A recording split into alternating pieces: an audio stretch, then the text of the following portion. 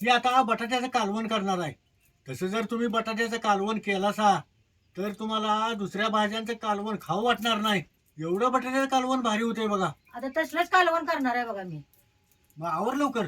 आता तवा चांगला तापलाय, कूट करायला शेंगदाण भाजून घेतो. भाजलेल्या शेंगदाण्याचं कूट घातल्याची वाट कालवण बी चांगलं लागत नाही. असं डाग पडस तोवर शेंगदाण भाजून घ्यायचं. शेंगदाण भाजत आलं की यात लसूण घालायचा. लसूण बी जरा शेंगदाण्यासंग भाजून घ्यायचा.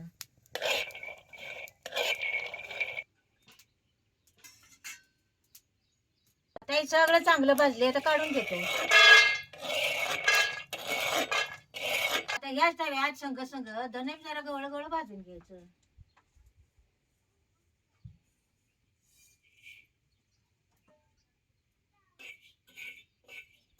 असं धने जरा गवळ गवळ भाजून घेतला सगळं नाही, कालवणाला बी चांगला खमंग पण. धन्याला काय व तवा तापलेला होता, त्याने लगेच भाजलं बघ. आता हे सगळं गार वस्तूवर जरा कांदा आणि टमाटर चिरून घेतो. कालवणाला बारीक कांदा चिरून घ्यायचा. असं कांदा आणि टमाटो बारीक चिरून घ्यायचं. आता कांदा आणि टमाटर चिरस्तोवर शेंगदाणं धन बी आता गार झाल्यात तर पाट्या वाटून घेते की. आधी सगळं जरा पाट्या दुखवून घ्यायचं. आधी सगळं जरा जरा दुखवून घ्यायचं, म्हणजे वाटताना मग लवकर बारीक होतं या. आणि सगळं भाजले ते ना हे चटक्यात बारीक होणार आहे बारीक.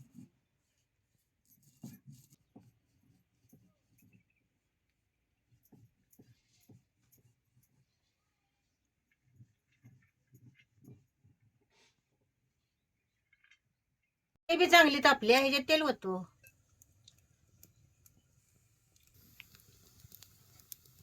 तेल चांगलं कडलं, ह्याच्यात 1 चमचा मोहरी टाकायची आणि 1 चमचा जिरे बी टाकतो. आता ह्याच्यात बारीक चिरलेला कांदा घालायचा.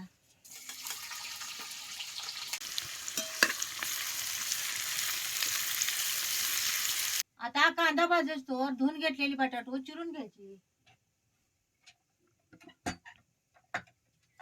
आता या बटाटोचं साल्ट काढायचं नाही, असाच हे बटाटो मोठा मोठा चौकन चिरून घ्यायचा.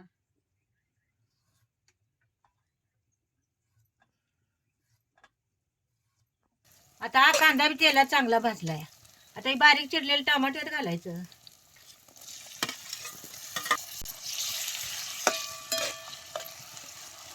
आणि ते टमाटो बी तेलात चांगलं भाजून घ्यायचा आणि मग त्यात बटाटो घालायचं. आता हा कांदा आणि टमाटो तेलात चांगलं भाजले बघा. त्याच्यात 1 अर्धा चमचा हळद टाकायची आणि आता हे चिरलेला बटाटा त्यात घालायचा.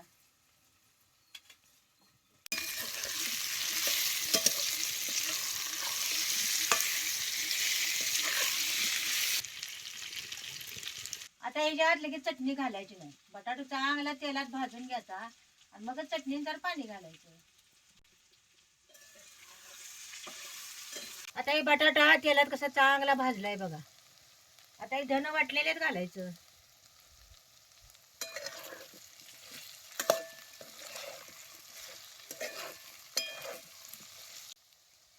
ह्याच्यात 1 पळीभर चटणी घालतो.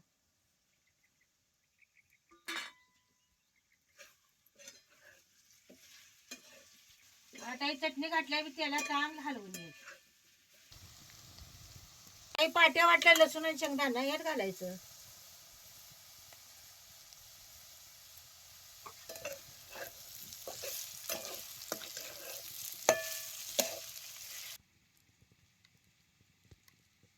आता हे तेलात सगळं चांगलं भाजले. आता ह्याच्यात पाणी होतो. आता ह्याच्यात 1 चमचाभर मीठ घालतो.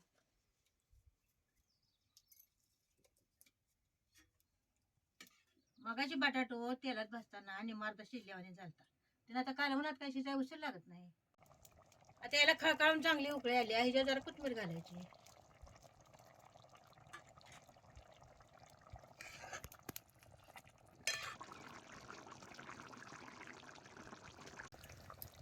कसं शिजेल तसं कालवून कसं आटूस आले बघा काही. आणि जरा बटाटे शिजले का बघतो.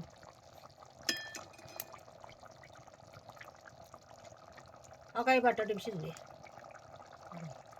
चुलीवर केलेली बटाटूची रसाभाजी खायला तर तयार झाली आहे बघा.